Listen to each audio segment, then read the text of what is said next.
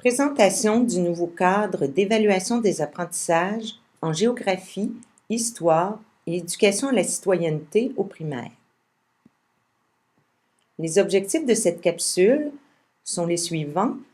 Rappel de la visée du programme du domaine de l'univers social, un bref retour sur le document La progression des apprentissages et la présentation du cadre d'évaluation des apprentissages.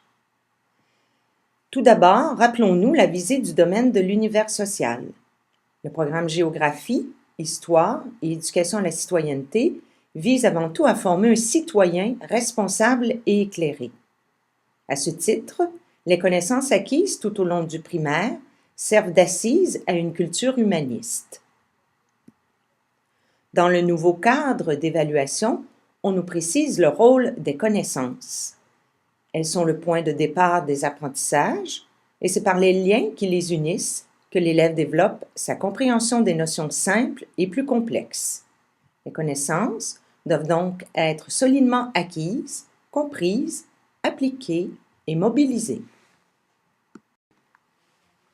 La nature des connaissances à acquérir en géographie, histoire et éducation à la citoyenneté est aussi précisée dans la progression des apprentissages du primaire. Elles sont liées à la démographie, l'économie, la politique et les caractéristiques territoriales. Ces concepts sont les mêmes tout au long des deuxième et troisième cycles du primaire. Au premier cycle du secondaire, la progression des apprentissages nous rappelle qu'au primaire, les élèves se sont déjà familiarisés avec les concepts de territoire, de société et de durée. Elle identifie aussi les concepts d'organisation, de changement, de diversité, tous trois liés aux compétences développées au primaire. La maîtrise des connaissances sert, entre autres, à la construction de ces concepts. Faisons maintenant un bref retour sur la progression des apprentissages. Revoyons les pictogrammes utilisés. Les attentes en géographie, histoire et éducation à la citoyenneté sont terminales à la fin de chaque cycle. C'est le moment dans le cycle qui détermine la nature des attentes, c'est-à-dire qu'en début d'apprentissage, il va sans dire que l'intervention de l'enseignante sera requise, symbolisée par la flèche, et plus tard dans le cycle, l'élève agira de façon beaucoup plus autonome, symbolisée par l'étoile. Prenons par exemple l'étude de la Société canadienne en Nouvelle-France vers 1745. Elle se fait à la fin du cycle. Alors la progression des apprentissages nous dit que l'élève le fait par lui-même. Ici, quelles connaissances acquises seront nécessaires à l'élève? La connaissance et la compréhension du concept économie pourraient s'avérer utiles.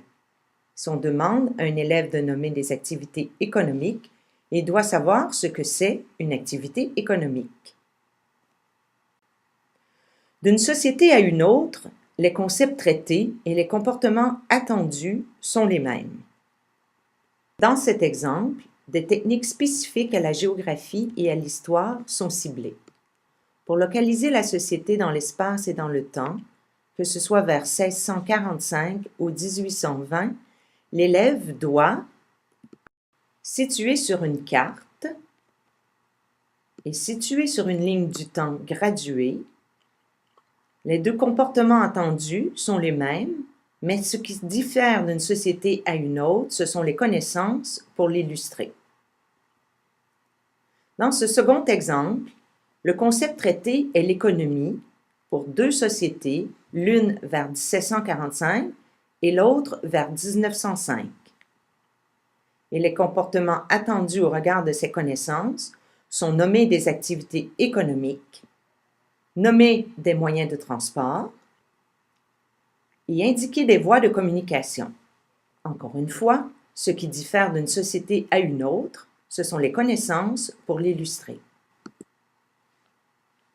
Arrêtons-nous maintenant au cadre d'évaluation des apprentissages en géographie, histoire et éducation à la citoyenneté. Tout d'abord, une seule note pour la discipline sera maintenant consignée dans le nouveau bulletin. Les trois compétences n'apparaîtront plus. Une autre modification a été apportée quant au nombre de critères d'évaluation. Ils sont maintenant au nombre de 2. Maîtrise des connaissances ciblées par la progression des apprentissages et utilisation appropriée de connaissances. Le second critère, utilisation appropriée de connaissances, est tant qu'à lui explicité à l'aide d'opérations intellectuelles. Le ministère de l'Éducation prévoit la publication d'un document explicatif sur les opérations intellectuelles. Pour l'instant, voici une brève description. La première opération intellectuelle est située dans le temps et dans l'espace. Cela signifie situer des faits sur une ligne du temps, situer le territoire d'une société sur une carte en utilisant des repères géographiques, ou encore situer le territoire d'une société à partir de cartes à différentes échelles. Cette opération intellectuelle s'applique aux 3 compétences. Établir des faits. Cela consiste à identifier des faits pertinents et exacts et à indiquer des traces laissées par une société sur la nôtre et sur notre territoire. Cette opération intellectuelle s'applique ici aussi aux 3 compétences. Caractériser un territoire, c'est mettre en évidence des caractéristiques d'un territoire, telles le relief et le climat. Cette opération intellectuelle s'applique seulement à la compétence lire l'organisation d'une société sur son territoire. Établir des comparaisons, c'est énoncer des ressemblances et des différences entre 2 sociétés, et c'est aussi indiquer des différences dans la situation géographique de 2 territoires. Cette opération intellectuelle s'applique seulement à la compétence s'ouvrir à la diversité des sociétés et de leur territoire. Déterminer des changements, c'est pour l'élève nommer des changements sociaux et économiques. Indiquer un changement dans la localisation du territoire. Cette opération intellectuelle s'applique seulement à la compétence interpréter le changement dans une société et sur son territoire.